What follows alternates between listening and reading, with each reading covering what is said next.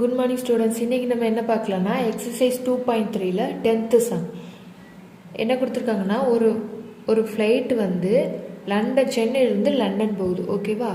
அப்போ வந்து அந்த ஃபுல் ட்ராவல் டைம் வந்து என்னென்னா 11 hours. ஓகேவா? அந்த டியூரேஷன் என்னது? Total duration 11 hours. அந்த ஏரோப்ளேன் வந்து என்னைக்கு கிளம்புது? Sunday night 23:30 hours. அதாவது நைட்டு 11:30க்கு கிளம்புது. ஓகேவா? நைட்டு 11:30க்கு சென்னையிலேருந்து கிளம்புது. அப்போது அது லண்டனுக்கு எப்போ போகும் அப்படின்னு சொல்லி கேட்டிருக்காங்க. ஓகேவா? இப்போ வந்து நம்ம சென்னை டைமும் லண்டன் டைமும் வந்து சேம் கிடையாது.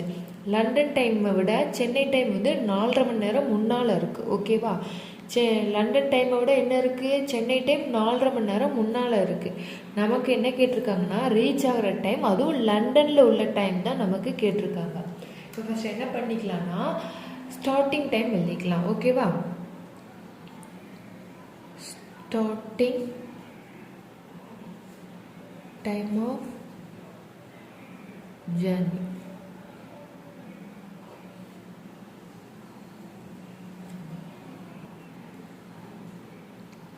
(23:30 hours).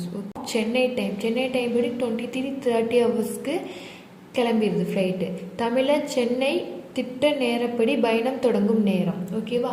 இப்போ நமக்கு என்னென்னா லண்டனில் ரீச் ஆகிற டைம் கேட்டிருக்காங்க. அப்போனா லண்டன் டைம் வந்து வித்தியாசமாக தானே இருக்கும். ஸோ அப்படின்னா இந்த ஸ்டார்டிங் டைமையும் நம்ம என்ன பண்ணிக்கணும்? லண்டன் டைமுக்கு மாற்றிக்கணும். இப்போ என்ன எழுதிக்கலாம்னா நம்ம ஸ்டார்டிங் டைம் வந்து லண்டன் டைமில் கண்டுபிடிச்சிக்கணும். ஓகேவா? அப்போ starting time of journey of London time, லண்டனின் திட்ட நேரப்படி பயணம் தொடங்கும் நேரம். ஓகேவா? இப்போ எப்படின்னா சென்னை டைம் வந்து லண்டன் டைமை விட 4.5 மணி நேரம் முன்னால் இருக்குது. ஓகேவா? சென்னை டைம் தான் முன்னால் இருக்குது. அப்போ நமக்கு லண்டன் டைம் வேணும்னா சென்னை டைம்லேருந்து எவ்வளோ நேரம் முன்னால் இருக்கோ அதை கழிச்சிடணும். ஓகேவா? இப்போது சென்னை டைம் படி 23:30 hours. ஆனால் சென்னை டைம் விட லண்டன் டைம் பின்னால் இருக்குது. சென்னை டைம் தான் முன்னால் இருக்குது. எவ்வளோ நேரம் முன்னால் இருக்குது? 4.5 மணி நேரம் முன்னால் இருக்குது. அப்போ இந்த டைம்லேருந்து அந்த 4.5 மணி நேரத்தை கழிச்சிட்டோம்னா லண்டன் டைம் நமக்கு கிடச்சிருமோ? அப்போ என்ன கிடைக்கும்? 19 hours. ஓகேவா? ஸ்டார்டிங் டைம் என்னது? 19 hours. இப்போ நம்ம ரீச்சிங் டைம் கண்டுபிடிச்சலாமா? எப்படின்னா ஸ்டார்டிங் டைமையும் டோட்டல் ட்ராவலிங் டைமையும் ஆட் பண்ண என்ன கிடச்சிரும்? ரீச்சிங் டைம் கிடச்சிரும். தமிழை விமானம் சென்றடையும் நேரம் = புறப்பட்ட நேரம் ப்ளஸ் மொத்த பயண நேரம். ஓகேவா? நமக்கு என்ன கிடைக்கும்? ரீச்சிங் டைம் வந்து என்னதுன்னா கிளம்புற நேரம் என்னது? லண்டன் டைம் படி 19 hours plus total travel time வந்து 11 hours. ஓகேவா? இந்த 19ஓட டோட்டல் டைமை கூட்டினோம்னா அங்கே போய் சேர நேரம் நமக்கு கிடச்சிருமோ? அப்போ என்ன வரும்? 0 to 30 hours. ஓகேவா? 30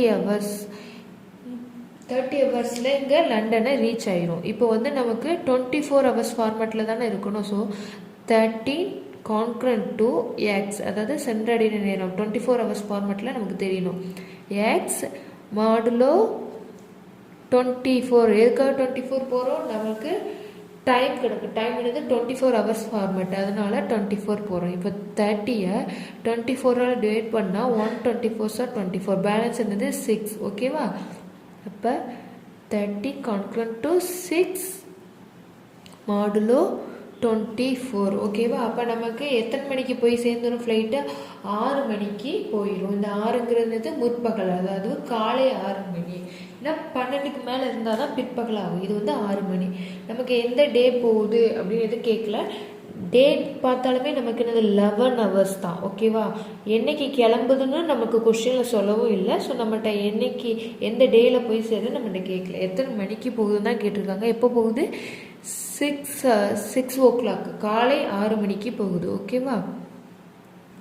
ஆன்சர் எழுதிக்கலாம். The flight lands at London airport at 6 AM. ஓகேவா? விமானம் காலை 6 மணிக்கு லண்டன் விமான நிலையத்தை சென்றடையும். அவ்வளோதான். இந்த சம் முடிஞ்சு. எக்ஸசைஸ் 2.3 ஃபுல்லாக முடிஞ்சுது. அடுத்து எக்ஸசைஸ் 2.4 பார்க்கலாம்.